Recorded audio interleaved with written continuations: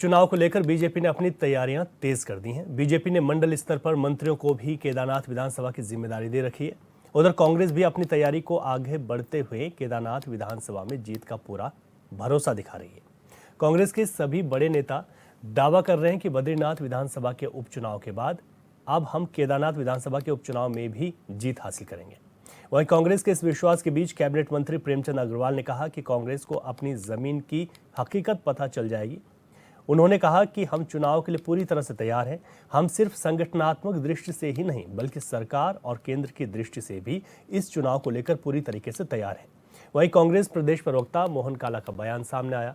उनका कहना है कि बीजेपी का संगठन तो मंगलौर और बद्रीनाथ में भी मजबूत था, लेकिन वहां तो बीजेपी नहीं जीत पाई। और अगर बीजेपी संगठन इतना ही मजबूत है तो बीजेपी निकाय चुनाव से क्यों भाग रही है।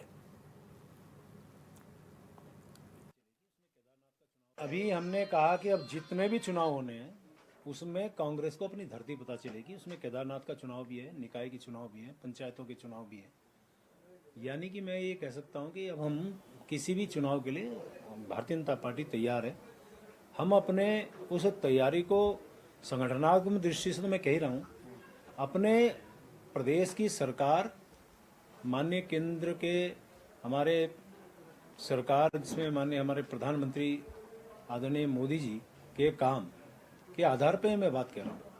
क्योंकि आज जनता जिस प्रकार से हमें आशीर्वाद दे रही है, जिस प्रकार से हमारी बात को स्वीकार कर रही है, तो वो एक आधार बनता है चुनाव में जाने का और उसमें लड़ने का और साथ में उसमें जीतने का।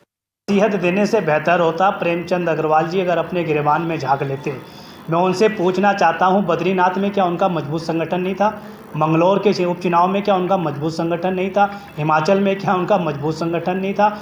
वो और अगर भारतीय जनता पार्टी के पास इतना मजबूत संगठन है तो प्रेमचंद अग्रवाल जी जिस स्थानीय निकाय विकास मंत्री के रूप में काम कर रहे हैं, वो उस स्थानीय निकाय चुनाव से भागने का काम क्यों कर रहे हैं? अगर वो इतने मजबूत हैं तो आए मैदान में और निकाय चुनाव को टालने की बजाय निकाय चुनाव को सही समय पर कराने का काम करें। कांग्रेस पूरी मुस्तैदी के साथ स्थानीय निकाय चुनाव को भी लड़ेगी और केदारनाथ चुनाव को जीतने का काम भी करेगी।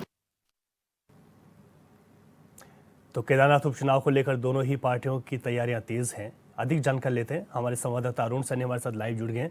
अरुण, जिस तरीके से भाजपा भी अपना दमखम दिखा रही है और कांग्रेस भी आश्वस्त है कि 2 उपचुनाव जीते हैं तो इस चुनाव को भी हम जीतेंगे, लेकिन दोनों पार्टियों की अगर तैयारियों की बात की जाए तो जमीनी हकीकत क्या है? जी रवि, देखिए केदारनाथ विधानसभा सीट पर उपचुनाव होना है और उपचुनाव को लेकर भारतीय जनता पार्टी हो या कांग्रेस, दोनों ही दल अपनी अपनी तैयारियों में जुटे हुए हैं। भारतीय जनता पार्टी ने 5-5 मंत्री अपने जो है इस चुनाव के लिए लगा दिए हैं। वहीं प्रभारी, सह प्रभारी जो है वो उनकी भी नियुक्ति कर दी है और अपनी पूरी टीम जो है केदारनाथ उपचुनाव के लिए भारतीय जनता पार्टी ने वो तैनात कर दी है। तो वहीं कांग्रेस पार्टी की तरफ से भी केदारनाथ चुनाव के लिए जो है समिति बनाई गई है, जिसमें करीब 19 पार्टी के पदाधिकारी, जिसमें पूर्व विधायक, वर्तमान विधायक, पूर्व मंत्री और वरिष्ठ नेता जो है शामिल हैं। वो पूरे चुनाव को जो है देखेंगे किस तरीके की तैयारियां रहनी है, किस तरीके की रणनीति रहनी है। तो दोनों ही दल की तरफ से जो है तैयारियां बखूबी अपने अपने स्तर से की जा रही है और दोनों ही दल पूरी जो है दमखम इस चुनाव के लिए लगा रहे हैं।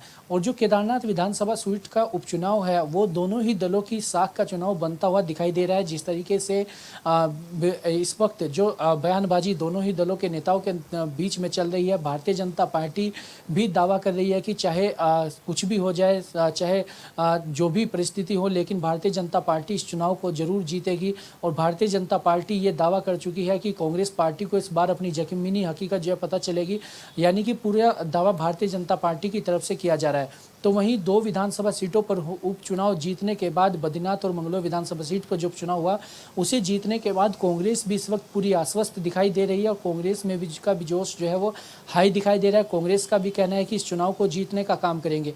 लेकिन जिस तरीके से दोनों ही दल मैदान में जाएंगे, जब चुनाव की अधिसूचना जारी होगी उसके बाद कौन प्रत्याशी होगा, दोनों ही दल अपने अपने मजबूत कैंडिडेट वहां से उतारने का काम भी करेंगे।